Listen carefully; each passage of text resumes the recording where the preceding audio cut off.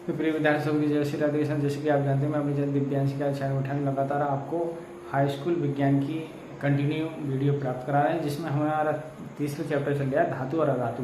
आज धातु और अधातु हम जानेंगे कि जो धातु क्रम से जो आपके खनिज है उससे अयस्क प्राप्त करते हैं और उस अयस्क से क्या कहते हैं सांद्रण करके उसको किस तरीका से शुद्ध धातु प्राप्त की जाती है। जैसे कॉपर पायलाइट से कॉपर, बॉक्साइट से एल्युमिनियम है, तो ये गैलन से लेड, इस तरीका से क्या किस तरीका से प्राप्त किया जाता है। तो उसका एक डायग्राम मैं आपको बना के दिखा दे रहा हूँ, वो डायग्राम आपको मैं समझा रहा हूँ। जैसे ये बॉक्स है आपका, यहाँ अयस्क,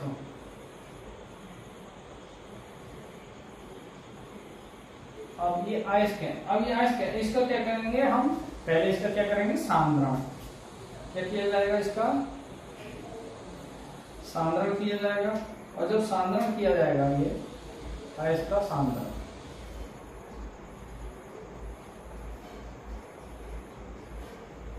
सांद्रण करने के बाद फिर सांद्रीकृत अयस्क प्राप्त होगा हमारे पास। कैसा प्राप्त होगा, सांद्रीकृत अयस्क। सांद्रीकृत अयस्क प्राप्त होगा तो सांद्रीकृत अयस्क धातु का उत्पादन किस तरीका से होगा वो देखेंगे हम।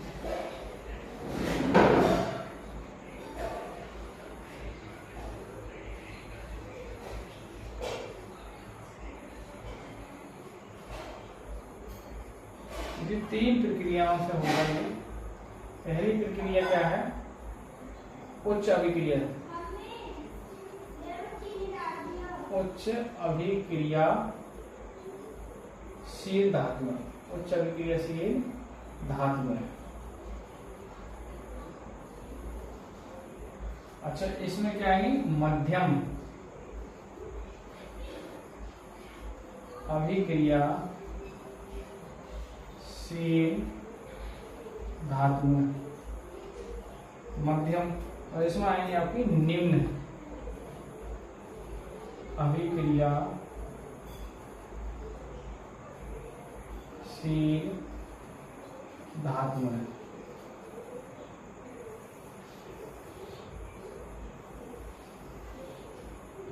इसके बाद क्या है, गलित धातु का इसमें किया जाएगा, गलित धातु का विद्युत विघटन, गलित धातु का विद्युत विघटन, विद्युत अपघटन। जो विद्युत अपघटन होगा इसका, तो क्या होगा, हमें शुद्ध धातु प्राप्त हो जाएगी।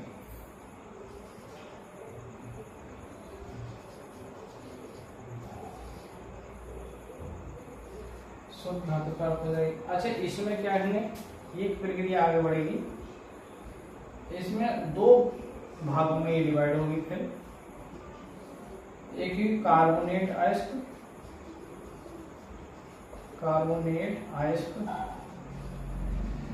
और एक है इसमें सल्फाइड अयस्क,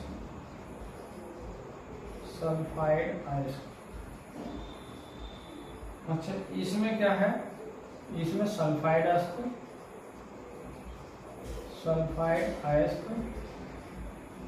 और सल्फाइड अयस्क के बाद फिर भर्जन होगा इसका, भर्जन, और भर्जन के बाद जो है अशुद्ध धातु प्राप्त होगी। पहले अशुद्ध धातु प्राप्त होगी।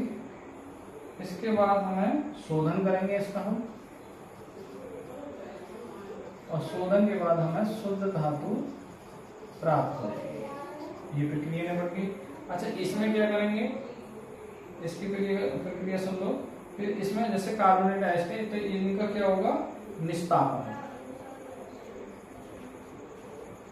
फिर निस्तापन होगा, और इनका क्या होगा, भर्जन।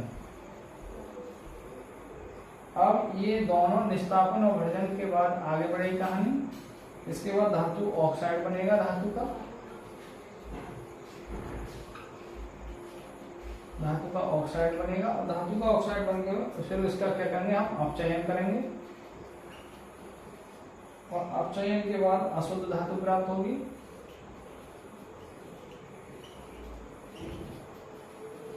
अशुद्ध धातु, और फिर इसका क्या करेंगे, शोधन। शोधन, और शोधन के बाद क्या प्राप्त होगी हमें, शुद्ध धातु। तो ये एक प्रकार से एक फिर समझ लें, जैसे अयस्क है, अयस्क का हम सांद्रण करते हैं, फिर सांद्रीकृत अयस्क को हम क्या करें, 3 भागों में बांटते हैं, उच्च अभिक्रियाशील धातुओं के साथ, मध्यम अभिक्रियाशील के साथ और निम्न अभिक्रियाशील धातुओं के साथ। यदि उच्च अभिक्रियाशील धातुओं के साथ करेंगे तो गलित जो धातु है यहाँ सांद्रीकृत जो हो गया, उस धातु का विद्युत अवकरण हो जाता है, उससे शुद्ध धातु प्राप्त हो जाती है। मध्यम अभिक्रिया का धातु करते हैं, मध्यम अभिक्रियाशील जो धातु है उनके साथ करते हैं तो कार्बोनेट अयस्क अलग होंगे, सल्फाइड अयस्क अलग होंगे। कार्बोनेट अयस्क के साथ निस्तापन होगा और सल्फाइड अयस्क के साथ भर्जन होगा। फिर आगे के लिए दोनों के लिए समान है, धातु का ऑक्साइड, इनसे निस्तापन का धातु का ऑक्साइड बनेगा, फिर उसका अपचयन करेंगे, फिर अशुद्ध धातु प्राप्त होगी, फिर शोधन करेंगे, फिर शोधन के बाद शुद्ध धातु बनेगी। निम्न अभिक्रिया में पहले सल्फाइड का भर्जन किया, फिर अशुद्ध धातु का शोधन किया और शुद्ध धातु हमें प्राप्त हो गई। तो इस प्रकार ये पूछ लेता है धातु कर्म। ये पूरी प्रक्रिया क्या है, धातु खनिज से एक प्रकार से शुद्ध धातु प्राप्त करने की एक प्रक्रिया है। तो पूरा ये चैप्टर वो चार्ट है, इस चार्ट को आप नोट कर सकते हैं। तो इससे धातु कर्म का ये प्रक्रम है। अयस्क से ये लिख लूं मैं, ये क्या है, ये है अयस्क से धातु के निष्कर्षण में, ये हेडिंग है आपकी, निष्कर्षण में क्रमागत धातु प्रक्रम, धातु कर्म का प्रक्रम, धातु कर्म प्रक्रम, एक प्रकार से क्या है, हेडिंग इसकी। तो ये हो जाएगा। इसमें आइए एक दो चीज और बचती है, वो हम करते हैं, देखेंगे क्या है।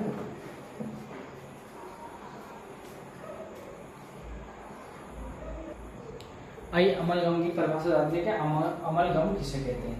तो अमलगम की परिभाषा सुन लें, किसी धातु के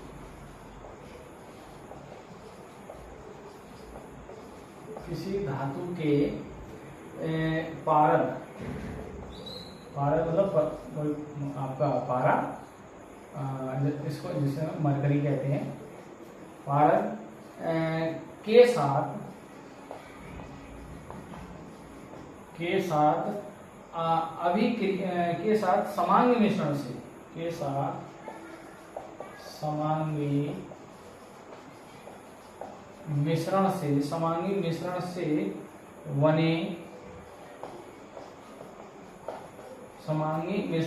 बने मिश्र धातु,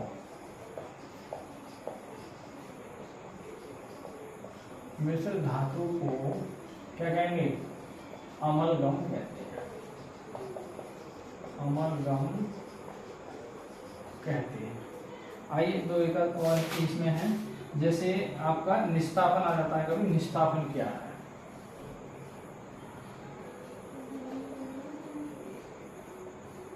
तो निस्तापन में क्या है, आप लिखेंगे निस्तापन की प्रक्रिया में सांद्रित अयस्क को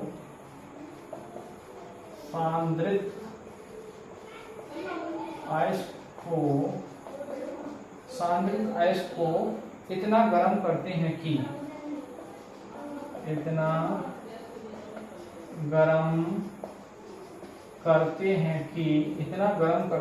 कि उसमें से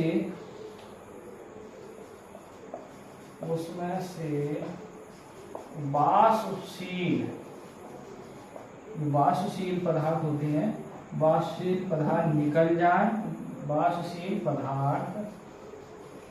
निकल जाते हैं, परंतु अयस्क को पिघलने नहीं दिया जाता है, परंतु अयस्क को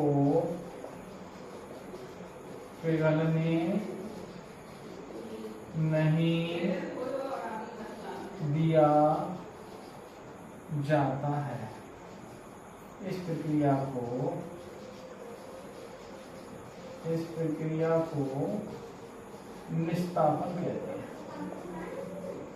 निस्तापन कहते हैं, आइए एक दो भाषा और है, वो भी नोट कर लें।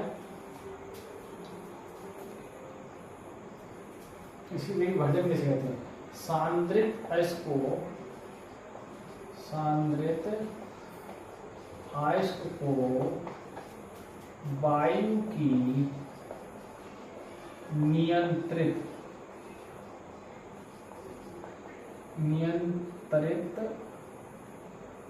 वायु की नियंत्रित मात्रा की उपस्थिति में, नियंत्रित मात्रा की उपस्थिति में बिना पिघलाए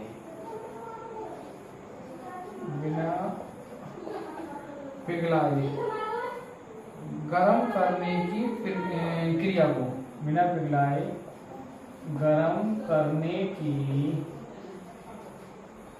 क्रिया को भर्जन कहते हैं। आइए एक चीज और पूछ लेता है कभी कभी कि प्रगलन किसे कहते हैं?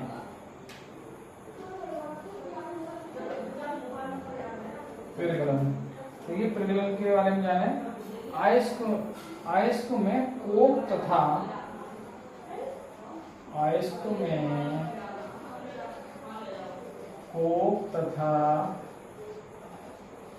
उचित मात्रा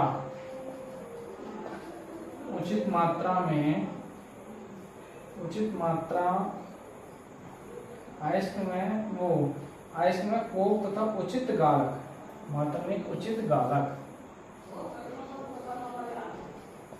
उचित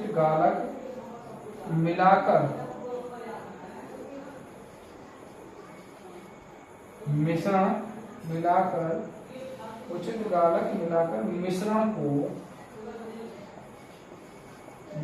को उच्च ताप तक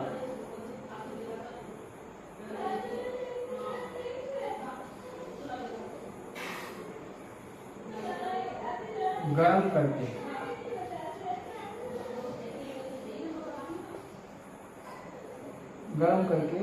गलाने की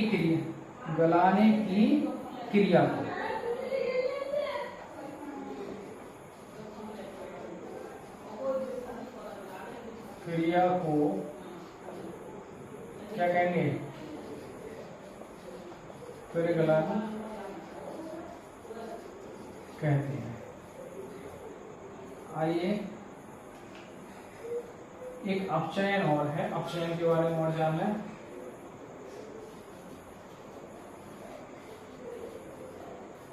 अपचयन क्या है? देखिए, अपचयन प्रायः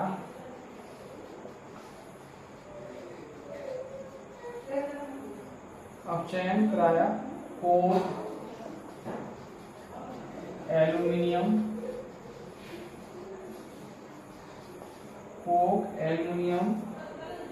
या गलित लवण के साथ, गलित लवण के वैद्युत अपघटन द्वारा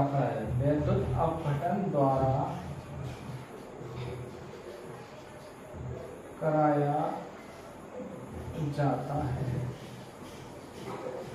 अपचयन प्रायः कोक, एल्युमिनियम या गलित लवण के वैद्युत अपघटन द्वारा कराया जाता है।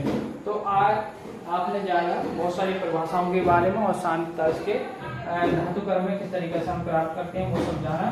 तो अब हम नेक्स्ट चैप्टर का भी जो है वो चैप्टर नंबर 4 में कार्बन और उसके यौगिक, चैप्टर नंबर 4 में हम चलेंगे। आज की वीडियो यहीं विराम करते हैं। सबको जय श्री राधे कृष्ण, जय हिंद, जय भारत।